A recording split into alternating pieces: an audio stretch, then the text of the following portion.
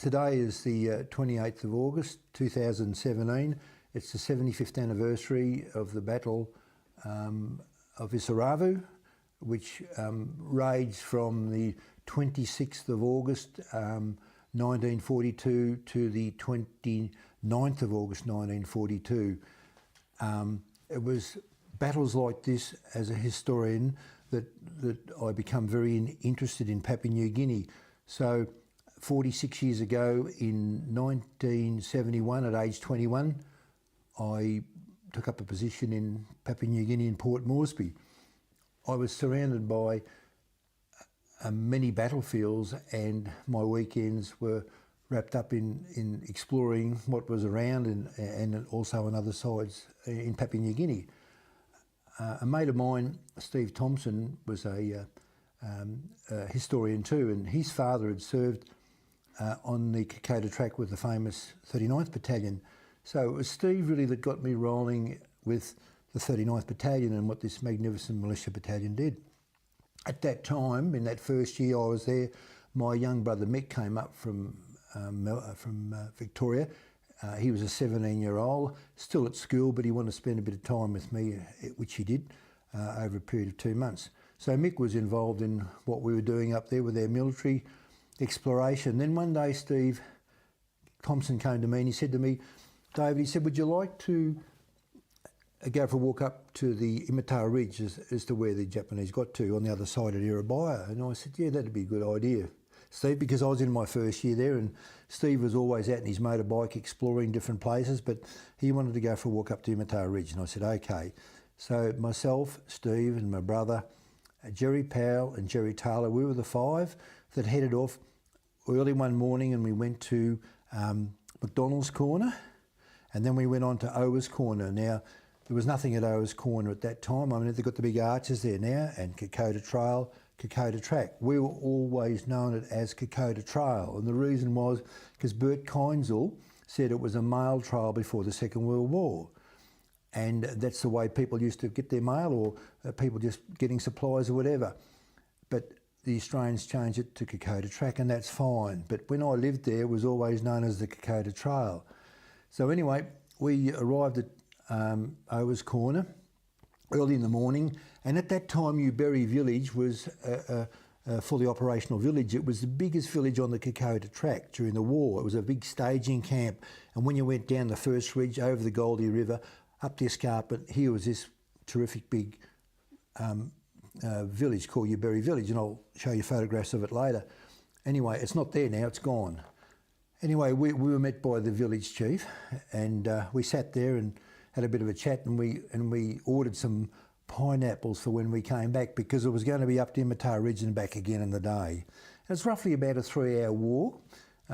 We were quite, because we've been living there nearly 12 months, we were, you know, we were pretty right with all the conditions. It was still hard going, but anyway, we headed off early in the morning, and away we went. And we got to Imatara Ridge, the base of it, and Steve said, you know, have a look at this. And there was the Golden Staircase.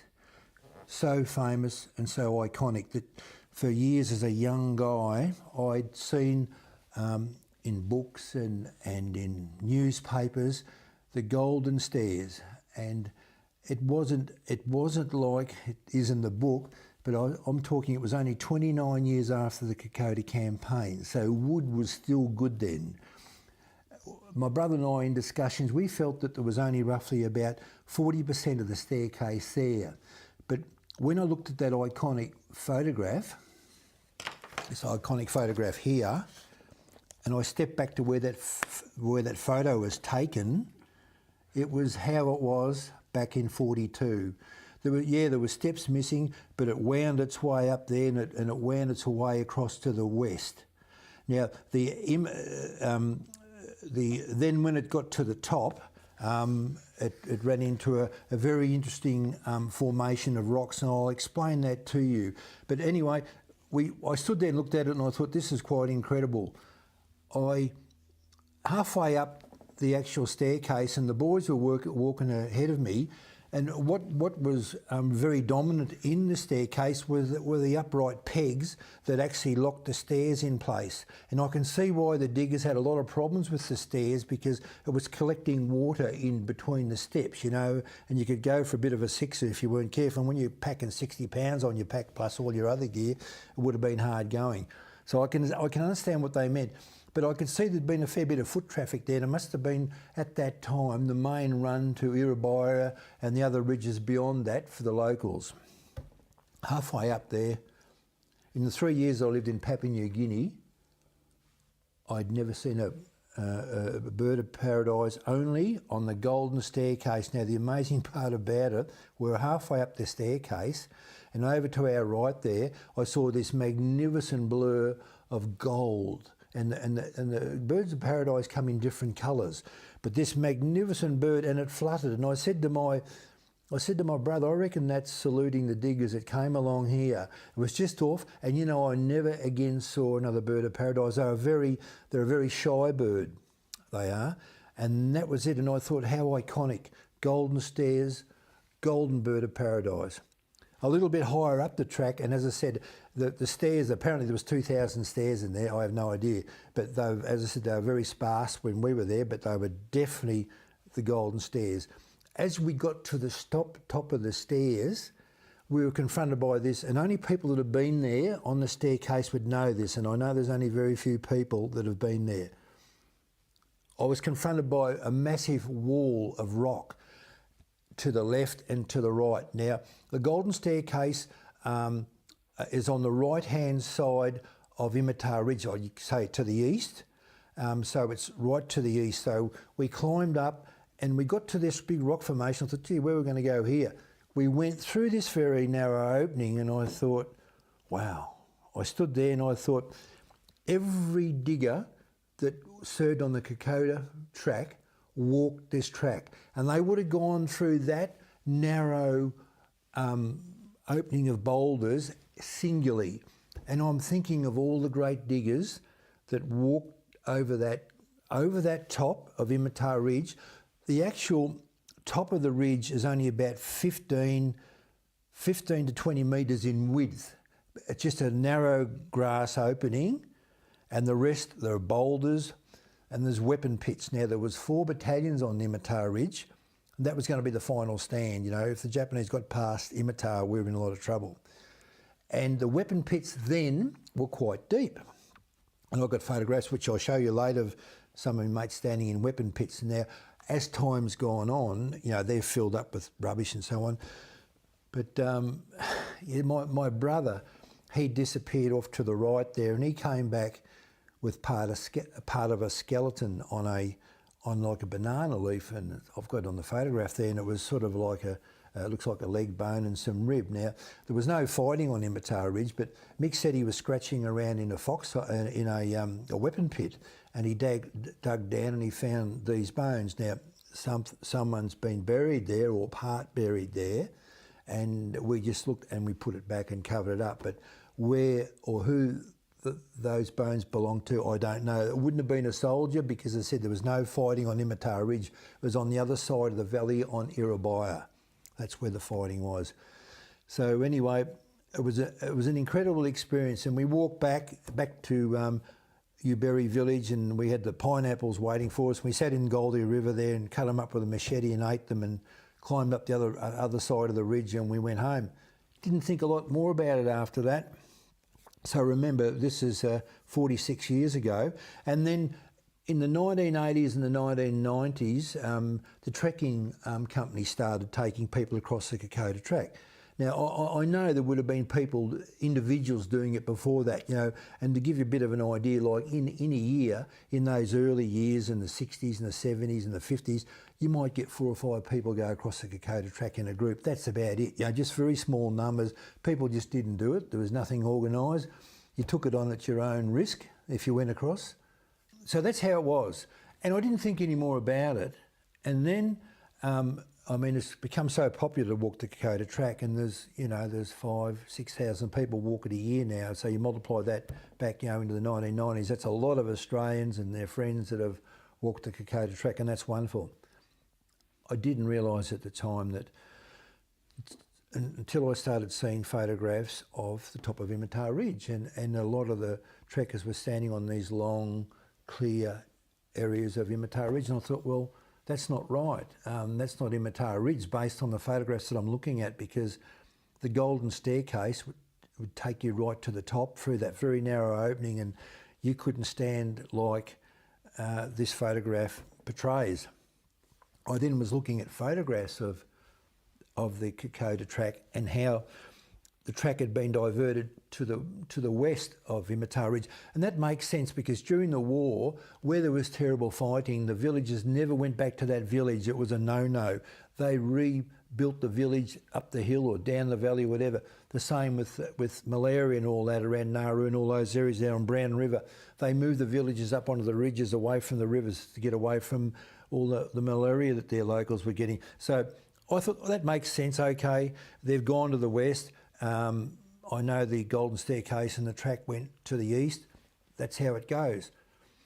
Anyway, then I started seeing these photographs appearing in newspapers stating, where was that photograph taken? I thought, well, it's the Golden Staircase on the south side of Imata Ridge. But people were doubting that, and I thought, well, no, they're wrong.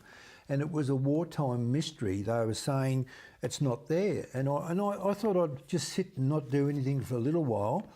And then when the 75th anniversary came up and they're still talking about where is this iconic photograph taken, it is definitely taken on the south side of Imata Ridge.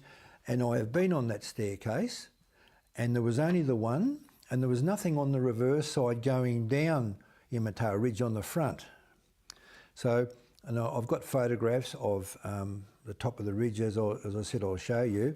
So I just felt it was time to solve this mystery, because it really is the place. And Charlie Lynn in 2009, who's a wonderful trekker who takes many teams over there, Charlie always wanted to walk the actual staircase. Well, I know by the time they started trekking, the staircase would have been totally gone, and it was absorbed by the jungle. It's a razorback ridge, not very wide, so I can understand time would just take it. But to me, I feel that those upright pegs would be still in the ground.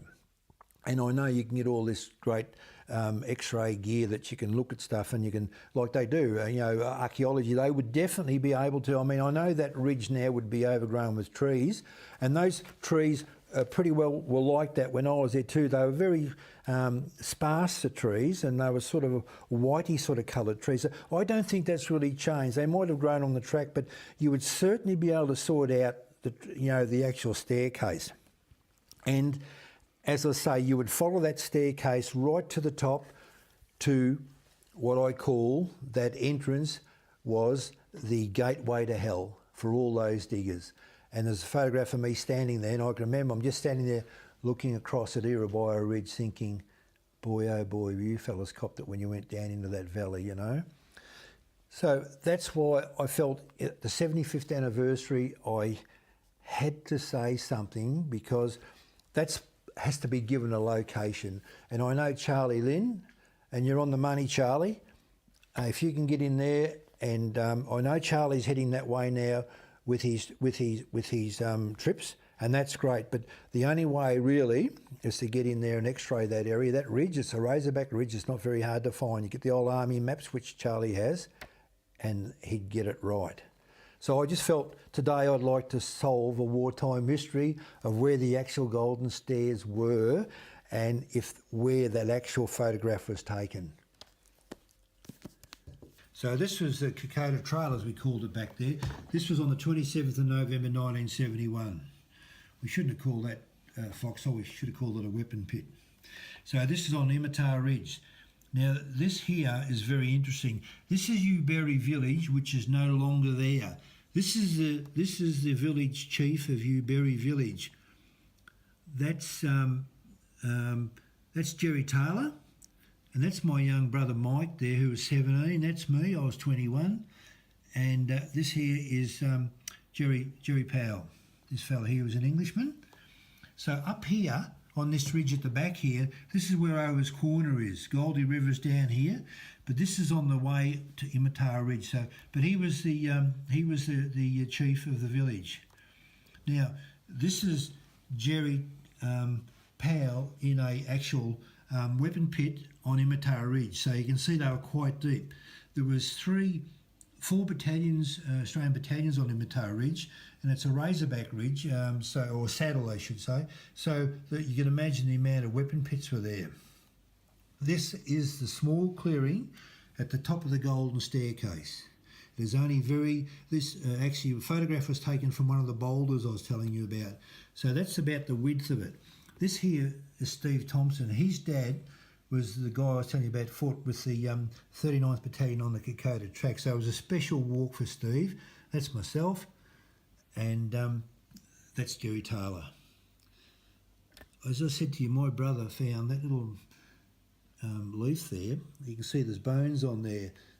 Mick was digging away in a weapon pit, and he unearthed this part skeleton, which we put back there. It wouldn't have been any diggers, anything like that, because they didn't fight there.